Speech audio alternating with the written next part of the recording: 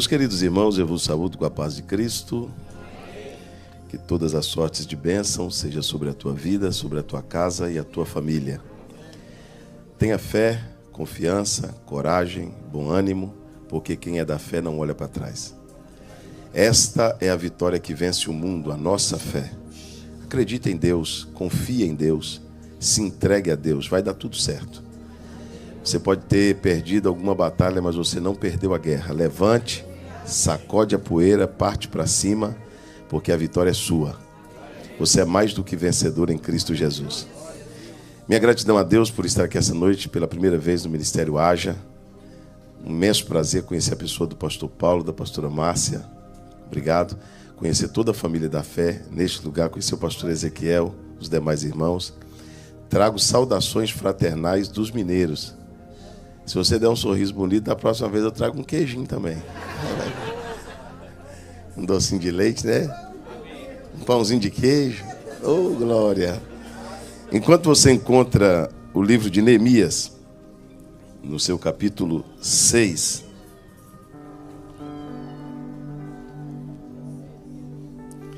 Neemias, capítulo de número 6.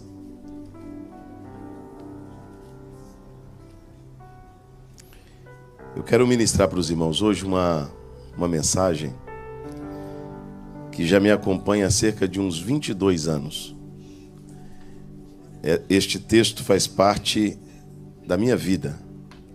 E sempre que eu sinto inspiração para falar dessa história, todas as vezes, não é um sermão, é uma profecia. É uma mensagem profética que vai falar conosco hoje. Hoje nós vamos também aprender a vencer os inimigos da multiplicação. Neemias capítulo de número 6 e o versículo de número 3. Enviei-lhes mensageiros a dizer: estou fazendo uma grande obra. Toda a igreja pode repetir comigo: estou fazendo uma grande obra e não posso parar. Vamos lá mais uma vez.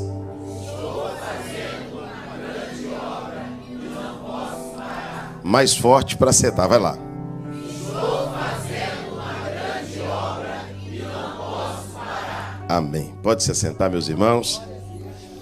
Quantos desejam ouvir a palavra de Deus? Meus queridos irmãos, introduzindo aqui bem rapidinho, só para os irmãos entenderem um pouco melhor essa história. Judá passou por um cativeiro de 70 anos. 70 anos, foi um cativeiro muito longo. Jerusalém, pastor Ezequiel, foi invadida 3 vezes por Nabucodonosor. Um terrível e grande imperador que tinha poder sobre as nações. Ele invadiu Jerusalém e a destruiu. Ele primeiro levou a nobreza da cidade, depois ele levou todos os metais preciosos, tudo que tinha de valor, e na terceira invasão ele destruiu tudo.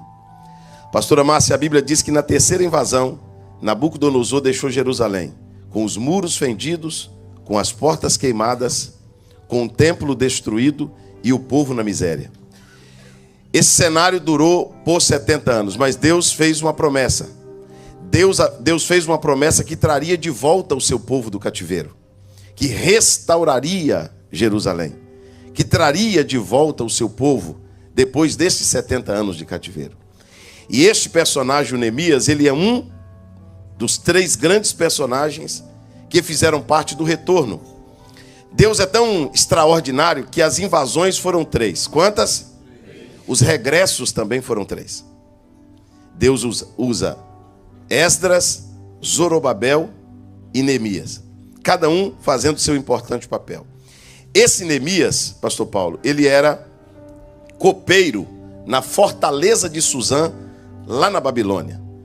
E ele era uma pessoa que tinha paixão, amor por Jerusalém. Ele estava contando os dias do regresso do cativeiro. Ele queria ver o bem do seu povo, o bem da sua nação. Ele queria ver o bem de Israel, o bem de Jerusalém. Mas ele estava aguardando o tempo de Deus para que isso acontecesse. E esse Neemias, que era copeiro do rei, o que o Neemias era? que Neemias era? Lá na Babilônia, ele era copeiro do rei. Então, a Bíblia diz, se você ler no capítulo 2, que a função de Neemias era servir o rei todos os dias. Qual era a função de Neemias? Todos os dias. Só que um dia, pastor Ezequiel, o Neemias recebe a visita de um irmão que vem de Jerusalém. Esse irmão se chama Anani. E o Neemias faz uma pergunta para o Anani. Olha, Anani, como vai Jerusalém? Como vai a cidade dos nossos pais? O Anani responde, olha, infelizmente Jerusalém ainda está destruída. Seus muros estão fendidos, suas portas estão queimadas, o povo está habitando na pior de todas as misérias. E a Bíblia diz que o Neemias muito se entristeceu com aquela notícia que ele recebeu. E o texto vai dizer que ele passou a orar e a jejuar por aquela causa. Eu vou colocar uma vírgula aqui, só para explicar uma coisa para vocês. Se a notícia que Jerusalém está destruída, que Jerusalém está com as portas queimadas, os muros fendidos e o povo vivendo na pior de todas as situações, se isso não te entristecer e se isso não te colocar para jejuar e orar, provavelmente você não fará parte da caravana que Deus vai usar para mudar Jerusalém. Se a situação do Brasil não te incomoda, se a situação do Rio não te incomoda, se a situação do teu bairro não te incomoda, se você ouve dizer que uma situação não está bem e isso não te faz entristecer, e isso não te leva para a oração, provavelmente você não é a pessoa que Deus vai usar para essa situação ser mudada. O Neemias, ele passa a orar e a jejuar por Jerusalém, por aquela situação, e a Bíblia diz que ele agora vai cumprir sua escala, porque a função de Neemias é servir ao rei todos. Vamos lá? Servir ao rei todos. Só que agora, pastor Paulo, o Neemias está profundamente triste. O Neemias está profundamente? Mas qual é a sua função? O dia que a gente entender que culto é racional, o dia que a gente entender que eu não preciso estar feliz para cantar, eu não preciso estar alegre para servir, eu não preciso estar bem, escute isso, em alguns estágios da minha vida para prestar um culto a Deus, eu vou fazer o que o Neemias fez. O Neemias compareceu para servir, mesmo estando profundamente angustiado. Que a angústia, que a tristeza, que o problema, que a má notícia não te afaste do teu serviço, da tua função, da tua adoração, do teu louvor. Que você não seja uma pessoa tão sentimental a ponto do dia de estar feliz, entrar aqui e cantar. O dia que está triste, fica sentado fazendo pirraça. O dia que você está bem, você levanta e adora. O dia que você está mal, você faz cara de triste para Deus sentir dó. Isso não é adoração.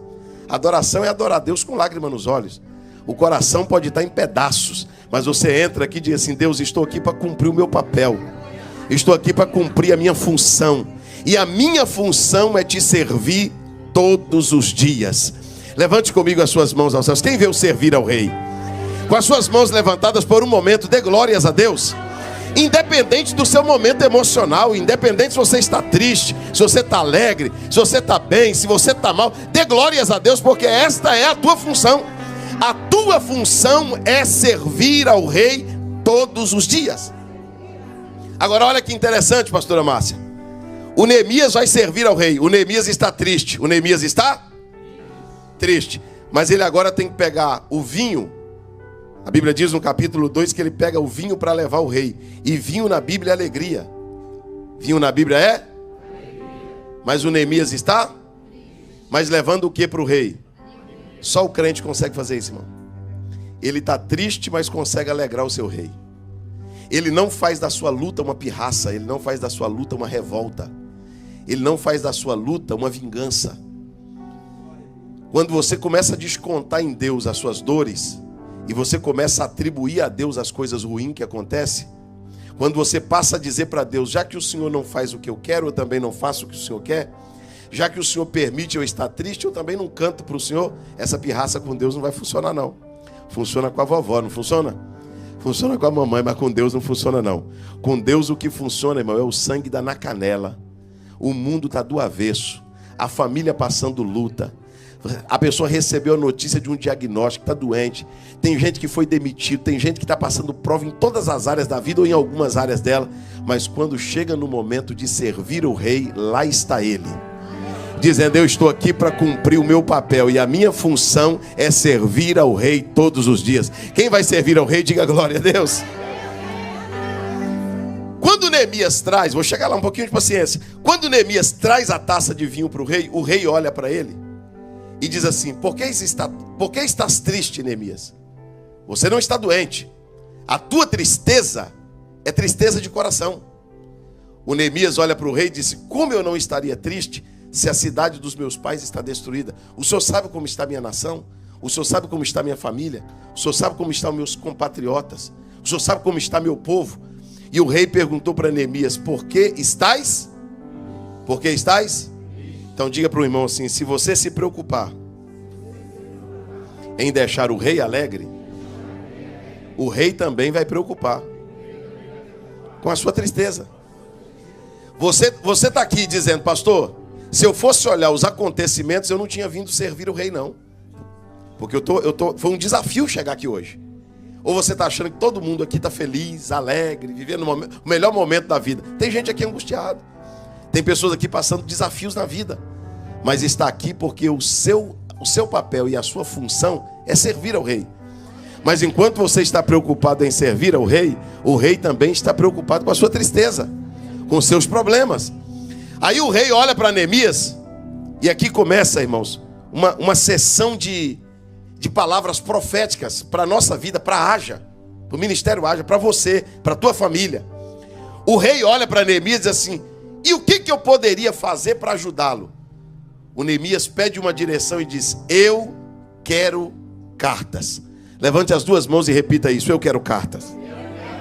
Não, para quem vai receber carta está fraco, dá um grito, vai lá. Eu quero cartas. Deixa eu só te explicar isso aqui.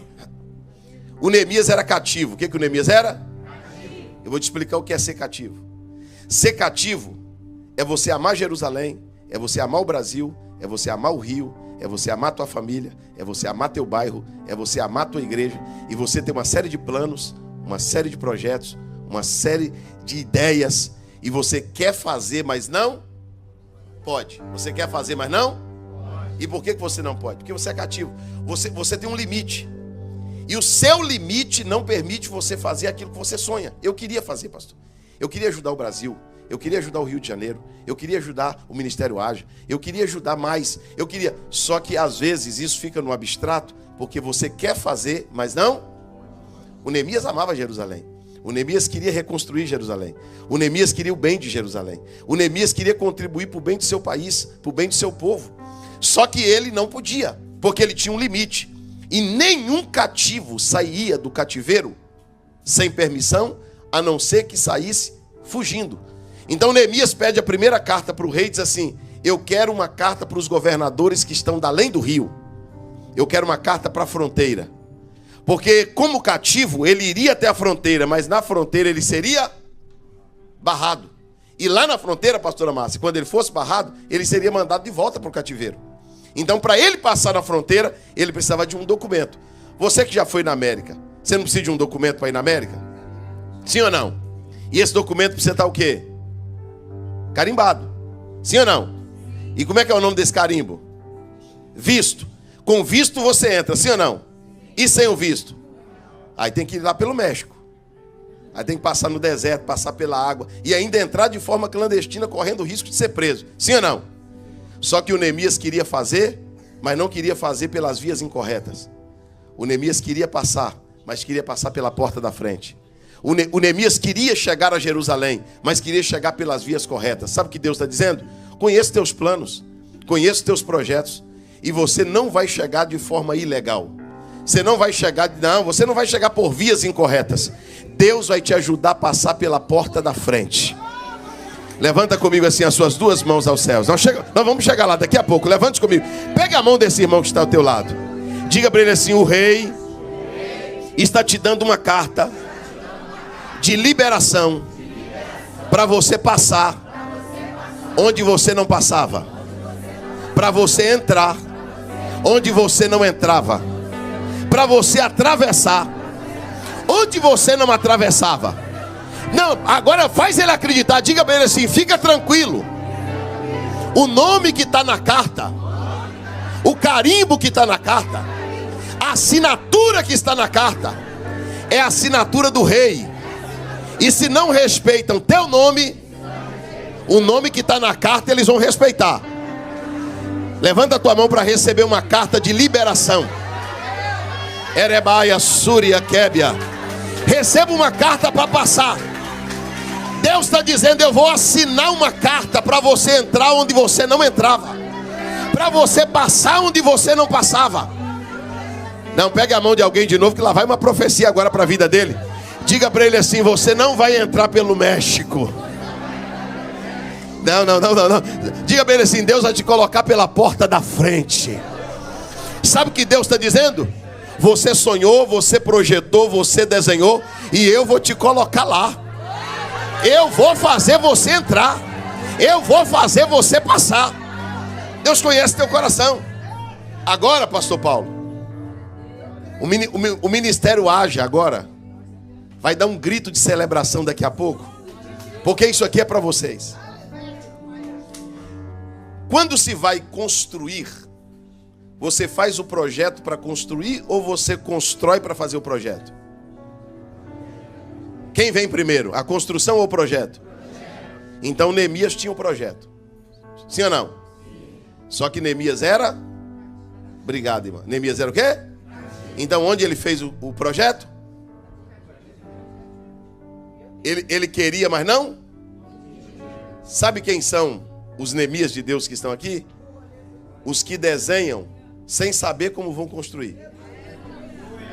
O Neemias está lá no cativeiro, pastor Paulo, desenhando, e alguém está dizendo: tu é doido, Neemias?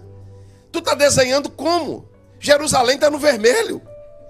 Jerusalém não tem caixa. Como que você vai reconstruir uma cidade se você é cativo?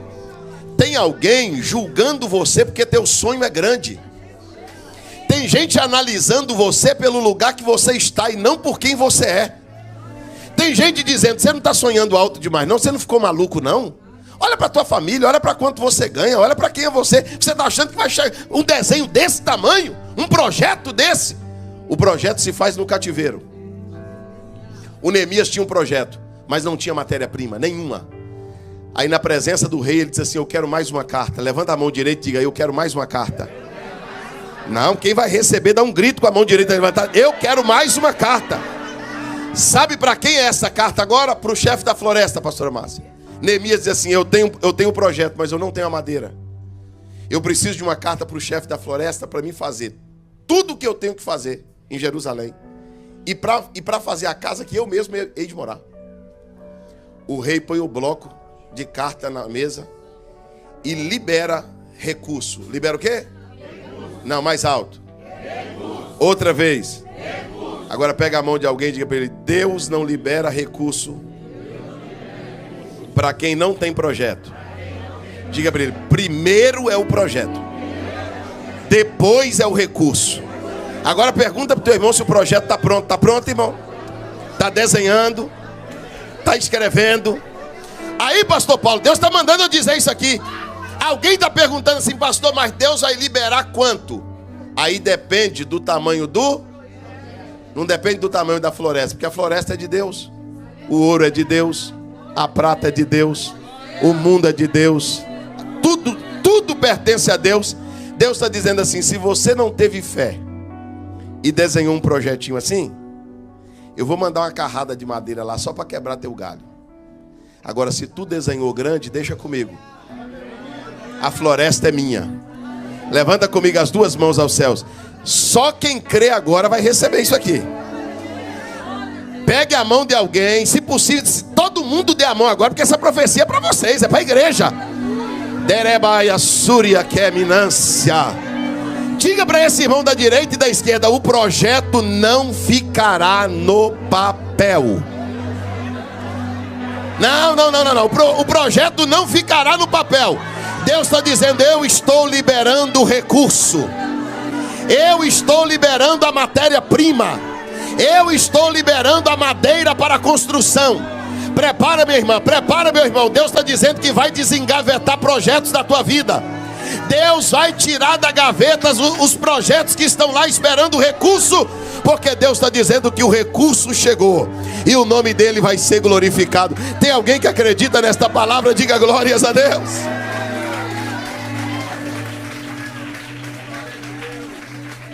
Sabe por que muita gente nunca recebeu o recurso? Porque nunca tiveram coragem de fazer um desenho no cativeiro. Eles estão esperando as coisas melhorar para desenhar. Isso não é fé, isso é matemática. Fé é o que não se vê, mas se crê e se espera. Se eu fosse você, eu continuava desenhando e ampliava o projeto. Aumentava. Confia no Deus que você serve. Ele é o dono da floresta e ele está dizendo: o projeto é contigo e o recurso é comigo. Você consegue dizer isso para alguém? Diga para ele: o projeto é contigo, irmão. Agora o recurso é com o rei. Deixa com o rei. Você desenha, o rei é que libera o recurso para o projeto sair do papel.